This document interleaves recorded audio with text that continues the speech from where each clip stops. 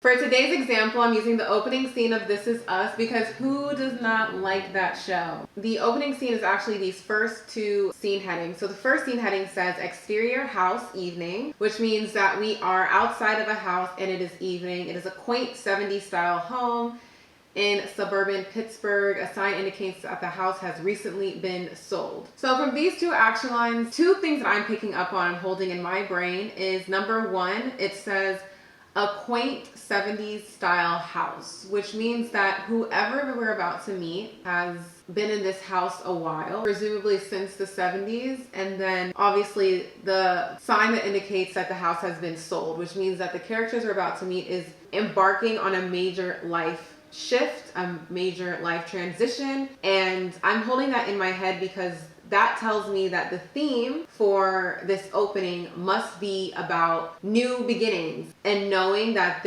whoever is inside is about to embark on a new, fresh start. That's a theme that's probably going to be in the rest of the episode. And so that's why that visual is there. Okay, next we have interior bedroom evening. We take in the bedroom first. It doesn't take long. 4 white walls, new carpet, a few moving boxes. So now we know that they are at the tail end of their move because there's not a lot of stuff left here. A bare mattress rests on the floor, dead center. Woman off screen says, "You promise you like your gift? The towel, it's absolutely terrible." So we haven't officially met these people yet, but their first interaction, we know that she gave this man a gift. Presumably it's his birthday, and he has a good sense of humor because he made a joke. But also just when you're thinking about your first opening lines, it's kind of like, how do you want to introduce the character? And I think it's interesting that the writer chose to have the man make a joke and make humor and light of a situation, and the woman that we're introduced to is worrying and a little bit anxious about whether or not she was able to make this man happy. So we're already understanding the types of people that we're with. One of them is a little worrier, and then one of them is much less so. So there seems to be like a balance to their dynamic, which is cool. Okay, continuing on. The man's skinny bare legs enter frame. He sits on the edge of the mattress. Suits on? Yes, ma'am. Your birthday suit. Only one I've got. Reveal a buck naked man named Jack sitting on the mattress. His man parts are covered by a small towel, which is the terrible towel. It's a vintage dish towel size Pittsburgh Steelers terrible towel, an iconic piece of football memorabilia. And steps his lovely wife, Rebecca. She's outrageously pregnant. She wears a bra on the outside of her outdated maternity gear and carries a cupcake with a lit candle. I had to put the lingerie on top of my clothes. I see that. Okay, so let's pause here real quick. So once again, we know it is his birthday and they're moving from this house and she is pregnant. Going back to what I said at the top about new beginnings, transitions, major shifts happening in life, all of that is thematically played out just from the visual of seeing that this woman is pregnant, because that's what pregnancy represents on screen. It literally represents a new beginning, right? New life. So that's cool. And then also there's an established goofy, silly type of dynamic between this couple, right? Because she has her bra on the outside of her maternity gear while she's carrying the cupcake. And then she calls attention to the fact that she had to do this. She probably feels a little ridiculous. Let's see. Yep, she says, "It wasn't a great moment for me." And he says, "Tradition is tradition."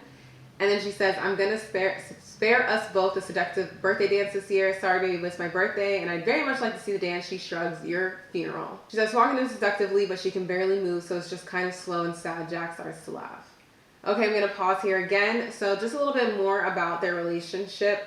What I think is really, really, really sweet is that he finds her sexy pregnant. And, you know, that's not like an uncommon thing. Of course, you should find your woman sexy when she's pregnant. But it's the fact that she believes that she isn't because she's trying to spare this birthday dance. And he's like, "Oh no, I want to see it." It already makes you like them. And to be honest, I can see that that's the goal of this scene. The goal of the scene is to have the audience root for this couple and also root for them individually. I mean, even individually, they are such charming people, right? "I will gag you dead with that towel." He stifles a laugh. She arrives to the bed. "Your suit still fits, I see. Getting a little tight in the middle. I'll have it taken in."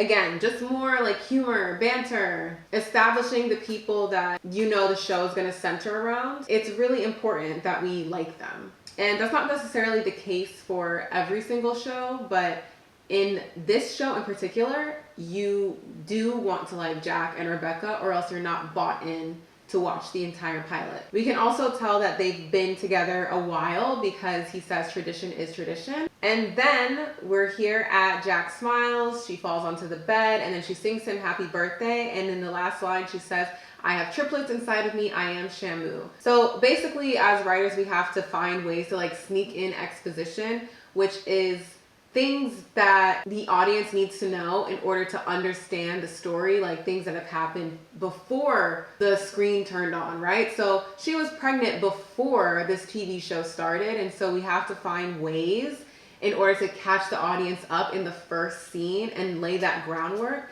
so that you know where the characters are when you meet them. So this is an example of exposition, of saying, I have triplets inside of me, I am Shamu, but also even all of the parts about, I'm gonna spare us both a seductive birthday dance this year, and are you sure you liked your gift? Like, all of that is establishing that it's Jack's birthday, which is important information. So that's the thing, we have all these things in our head at once when we're writing. So it's like we have to establish exposition, establish the characters individually, establish their dynamic together, establish the theme, and make sure that you're entertained and like everything that's going on so that you continue to watch the show. It's not easy, but let's continue.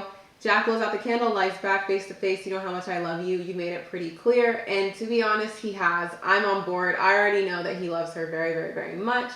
Leans into her stomach, talks as unborn children. Hey, fearsome threesome. D3 know what time of the day, you have even idea. We know, now shut up and let your fat ass wife go to sleep. Oh no, birthday tradition, just birthday tradition. Close your eyes and their kids. Daddy's also doing terrible things to mommy. Oh, there's no way in hell. Jack determined tries kissing her neck. How the hell can you possibly want me right now? In any state, my wife, you arouse me. So it's more of what I was saying that has already been established. It's just continuing. He kisses her neck more. I bet I can make that go away. Nothing you can say can. My water just broke. And that is the end of the scene. So on top of the exposition, establishing the character dynamics individually and with each other, establishing the theme, it's also about establishing plot, right? So plot point is Rebecca goes into labor. So yeah, quite a few things to think about when you're reading or watching a scene on TV or in a movie. I hope this was helpful, and let me know if you want to see more of these videos.